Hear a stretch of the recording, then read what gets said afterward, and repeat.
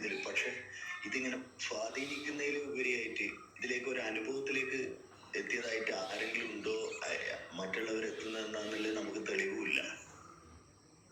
പക്ഷെ ഇവര് ശക്തമായിട്ട് ഈ കാര്യങ്ങൾ സംസാരിച്ചുകൊണ്ടേയിരിക്കുന്നു. എല്ലാ കാലത്തും ഇതേ കാര്യങ്ങൾ ഇവര് സംസാരിച്ചും തുറന്നുകൊണ്ടും പോകുന്നുണ്ട്.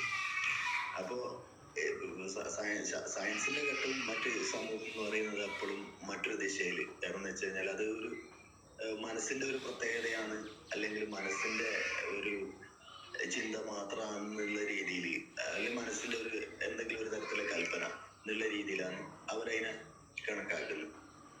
തലച്ചോറിന്റെ പ്രത്യേകതയാണ് അങ്ങനെ ആ രീതിയിൽ ചിന്തിക്കുന്നത്. അതൊരു ഇതുള്ള രീതിയിൽ അവരങ്ങനെ പറയുന്നു. പക്ഷെ മറ്റേത് ഒരു വല്ലാത്തൊരു എല്ലാ അനുഭവങ്ങളും ചേർത്തൊരു ഒരു സാർവലൗകികമായിട്ടുള്ള ഒരു അനുഭവമായിട്ടാണ് അവരത് പറയുന്നത്, ഇപ്പൊ സെബാസ്റ്റ്യൻ ചേട്ടൻ പറയുന്നത്. അപ്പൊ അത് സെബാസ്റ്റ്യൻ ചേട്ടൻ ഇപ്പൊ പറഞ്ഞു അത് എന്റെ അനുഭവമാണ്, അത് നിങ്ങൾക്ക് എങ്ങനെയാണ്, അത് നിങ്ങളാണ് തെളിച്ചുകൊണ്ടുണ്ട് പറയും. ഇതൊരു എല്ലാവർക്കും ഉള്ള ഒരു അനുഭവമാണ്. ഇതൊരു സാർവലൗകികമായിട്ട് ഈ ഒരു അനുഭവിക്കുന്ന ആള് എന്നുള്ളത് എപ്പോഴും അതങ്ങനെ ഒരു എല്ലാവർക്കും ഉള്ള ഒരു അനുഭവമാണോ അത് എന്നുള്ളത്? നിങ്ങൾ ഈ എല്ലാവരും ഉണ്ടെന്ന് നിങ്ങൾ തന്നെയാണ് കാണുന്നത്. ഇങ്ങനെയുള്ളൊരു ശാസ്ത്രീയമായിട്ടുള്ള കണ്ടുപിടുത്തം ഉണ്ടെന്നും ഇങ്ങനെ ജീവിച്ചിരുന്ന ആൾക്കാരുണ്ടെന്നും ഇതെല്ലാം നിങ്ങൾ ഒരാൾ തന്നെയാണ് പറയുന്നത്. അപ്പോൾ നിങ്ങൾ ഒരാളായിട്ട് നിൽക്കുന്നൊരു അവസ്ഥയുണ്ട്. നിങ്ങൾ തെക്കോട്ട് നോക്കിയാലും വടക്കോട്ട് നോക്കിയാലും നിങ്ങൾക്ക് തെക്കുവശത്ത് കാണുന്ന കാര്യങ്ങൾ കുറേ കാര്യങ്ങൾ അവിടെ സംഭവിക്കുന്നുണ്ട്, വടക്കുവശത്ത് കാണുന്ന കുറേ കാര്യങ്ങൾ അവിടെ സംഭവിക്കുന്നുണ്ട്. ഇനി കിഴക്കോട്ട് നോക്കിയാൽ അവിടെ കുറേ കാര്യങ്ങളുണ്ട്, പടിഞ്ഞോട്ട് നോക്കിയാൽ അവിടെ കുറേ കാര്യങ്ങൾ കാണുന്നുണ്ട്. ഇതെല്ലാം കാണുന്നത് നിങ്ങൾ ഒരാളാണ്.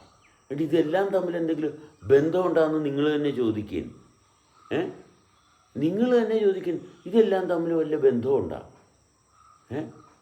എന്നിട്ട് ആ ഭാഗം ഇത് തമ്മിലൊരു ബന്ധമില്ലെന്ന് പറഞ്ഞ് സ്ഥാപിക്കാൻ നിങ്ങൾ തന്നെ കിടന്ന് പാടുപെടുന്നു. എന്ത് കാര്യത്തിനാണ്?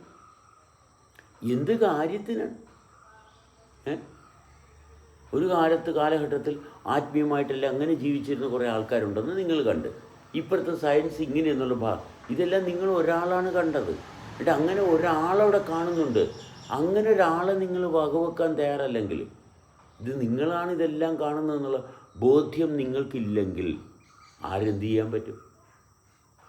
എനിക്കൊന്നും ചെയ്യാൻ പറ്റത്തില്ല.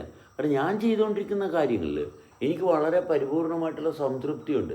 എന്തുകൊണ്ട് ഞാൻ ചെയ്യുന്നു, എന്തുകൊണ്ട് ഞാൻ കേൾക്കുന്നു, എല്ലാ ഭാഗത്തും ഞാൻ കൃത്യമായിട്ടുള്ള ജാഗ്രത ക്രമീകരിച്ച് തോന്നിവാസമല്ലാതെ എന്നിൽ എന്ത് മാറ്റങ്ങൾ ഉണ്ടാകുന്നെന്ന് കൃത്യമായിട്ട് വിലയിരുത്തി അനുഭവിക്കുന്ന ഭാഗത്താണ് ഞാൻ കാര്യങ്ങൾ ശ്രദ്ധിക്കുന്നത്. അല്ലാണ്ട് അയലന്തരത്തെ വീട്ടിലെന്തുണ്ടായി, അപ്പുറത്തെ വീട്ടിലെന്തുണ്ടായി, ഇതൊന്നും അന്വേഷിച്ച് നടക്കുകയല്ല. എന്നെ ഇതെങ്ങനെ സ്വാധീനിക്കുന്നു, എന്നെ സ്വാധീനിക്കുന്നത് എപ്രകാരമാണ്, അവിടെ എനിക്കെന്ത് ചെയ്യാൻ പറ്റും, എന്ത് ഞാൻ ചെയ്യേണ്ടതുണ്ട്, ഇതൊക്കെയാണ് എൻ്റെ അന്വേഷണത്തിൽ. അല്ലാതെ ഇവിടെ 1000 വർഷങ്ങൾക്ക് മുമ്പ് മഹാന്മാർ ജീവിച്ചിരുന്നതിന് ഞാൻ എന്ത് ചെയ്യണം? ഞാൻ ജീവിക്കുന്ന ഭാഗമാണ് ഞാൻ നോക്കുന്നത്. സയൻറ്റിഫിക്കായിട്ട് കുറേ തെളിവുകളുണ്ട്, അതിന് ഞാൻ എന്ത് ചെയ്യണം? ഒരാൾക്കിത് സയൻറ്റിഫിക്കായിട്ട് അല്ലെങ്കിൽ ഇന്ന പരീക്ഷണങ്ങൾ നടത്തി അത് ഇങ്ങനെ ആക്കണമെന്ന് ഒരാൾക്ക് തോന്നി, അയാൾ ചെയ്ത് അത് വഴിക്ക് 10 പേര് പോയി, 100 പേര് പോയി, അതിന് ഞാൻ എന്ത് ചെയ്യണം?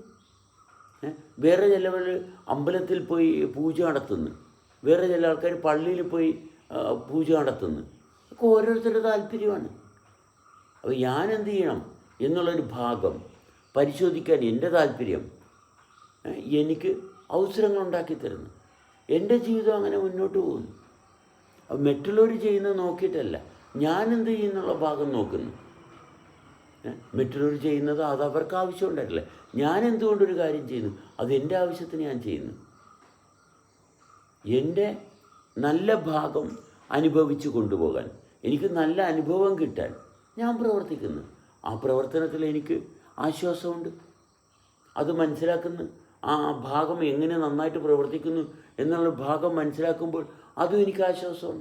ഇത് ആരെയും ബോധ്യപ്പെടുത്തേണ്ടത് ഇല്ലെന്നുള്ളൊരു ഭാഗവും അതും എൻ്റെ മനസ്സിലാക്കലാണ്. കാരണം ബോധ്യം വരണമെന്ന് അവനവന് താല്പര്യമില്ലാത്തൊരു വ്യക്തിയെ ബോധ്യപ്പെടുത്താൻ പറ്റത്തില്ലെന്നുള്ളത് എൻ്റെ തിരിച്ചറിവാണ്.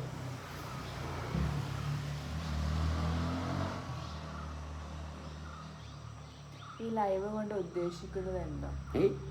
ലൈവ് കൊണ്ട് ഉദ്ദേശിക്കുന്നത് ലൈവായിട്ടിരിക്കുക എന്നുള്ളത് മാത്രമേ ഉള്ളൂ. അതെ, ഈ ലൈവായിട്ടിരിക്കുന്നു, ആ ഭാഗം അനുഭവിക്കുന്നു, തുടരുന്നു. ഇപ്പം ഇത് ചെയ്യാൻ തോന്നുന്നു, ഇത് ചെയ്യുന്നു. മനസ്സിലായി? അപ്പോൾ മനുഷ്യരുമായിട്ട് സഹകരിക്കണമെന്ന് തോന്നുന്നു, മനുഷ്യരുമായിട്ട് ഇൻട്രാക്ട് ചെയ്യാനുള്ള അവസരങ്ങൾ എവിടെയൊക്കെ ഉണ്ട് അത് പരിശോധിക്കുന്നു, ഇൻട്രാക്ട് ചെയ്യുന്നു. അതാണ് ലൈവ് കൊണ്ട് ഉദ്ദേശിക്കുന്നത്. ഏത് ഭാഗത്താണ്, ക്ലബ് ഹൗസിലാണെങ്കിലും യൂട്യൂബിലാണെങ്കിലും എവിടെ പോയാലും, മാർക്കറ്റിൽ പോയാലും, ഭക്ഷണം കഴിക്കുമ്പോഴും എല്ലായ്പ്പോഴും ചെയ്യുന്നത് ആ ജീവിച്ചിരിക്കുന്ന ഭാഗത്തെ കൃത്യമായിട്ട് അനുഭവിച്ച് തുടരുന്നു. അതല്ലാണ്ട് വേറെ യാതൊരു താല്പര്യമില്ല.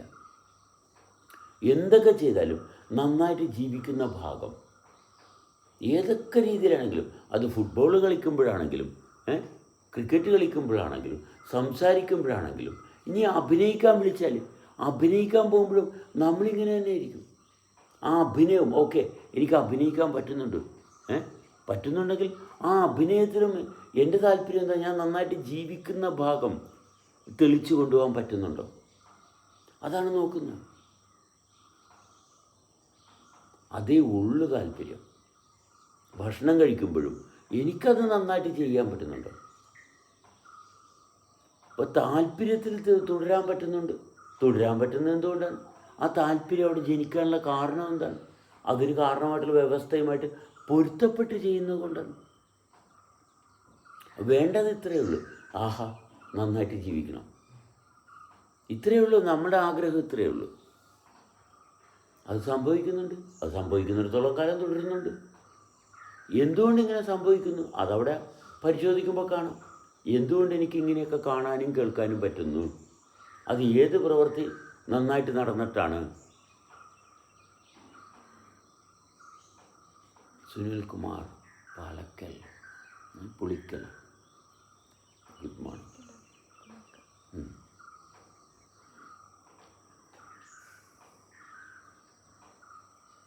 മണികണ്ഠൻ പാലക്കൽ, ഇതിന് നമസ്കാരം. അപ്പം ഇത് നമുക്ക് ഒക്കെ ഇങ്ങനെ കാണാൻ പറ്റുന്നു.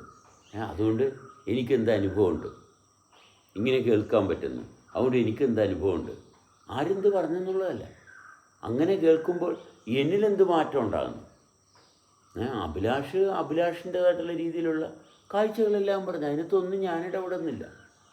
അതൊക്കെ അഭിലാഷിൻ്റെ കണ്ടെത്തലുകളാണ്. മറ്റൊരാൾ ഇപ്പോൾ പറഞ്ഞ സയൻറ്റിഫിക് എവിഡൻസ് ഉണ്ടോ, പ്രൂവ് ചെയ്യാം. അത് അവർ പ്രൂവ് ചെയ്യേണ്ടതല്ലേ. ഒരാൾക്ക് സയൻറ്റിഫിക് എവിഡൻസ് വേണം. ആർക്കാണ് വേണ്ടത്?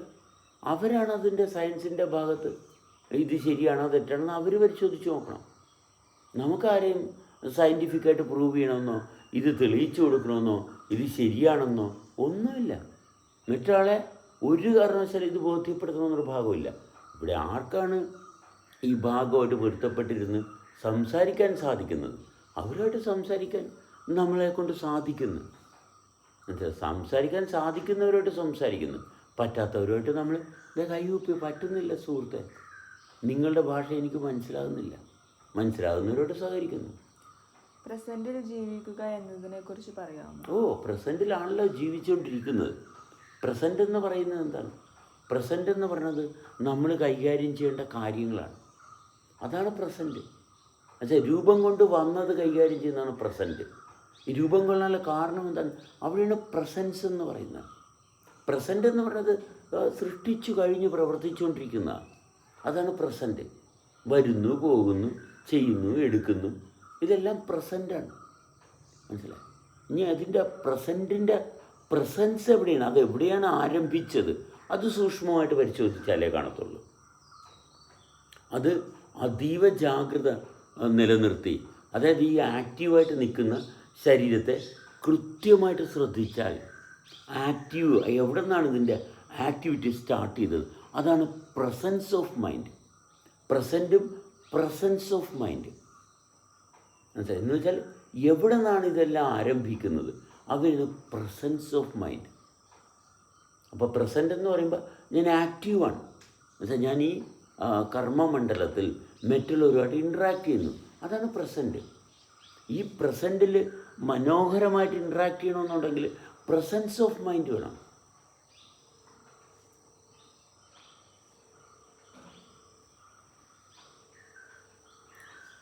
എല്ലാവിധ സുഖഭോഗങ്ങളും ഒരുതരം കെണി പോലെ പ്രവർത്തിക്കുന്നു എന്ന് പറയുന്നു. അല്ല, അത് കെണിയാകുന്നത് സുഖത്തിൽ പ്രസൻസ് ഇല്ലാത്തത് കൊണ്ടാണ്. അതിൻ്റെ തുടർച്ച കൃത്യമായിട്ട് അറിയാൻ പറ്റാത്തത് കൊണ്ടാണ്. ഇത്രയേ ഉള്ളൂ. തുടർച്ച, അനുഭവത്തിൻ്റെ തുടർച്ച എടുത്താൽ മതി. വേറെ യാതൊരു കാര്യമില്ല, വേറെ യാതൊരു ബുദ്ധിമുട്ടുമില്ല.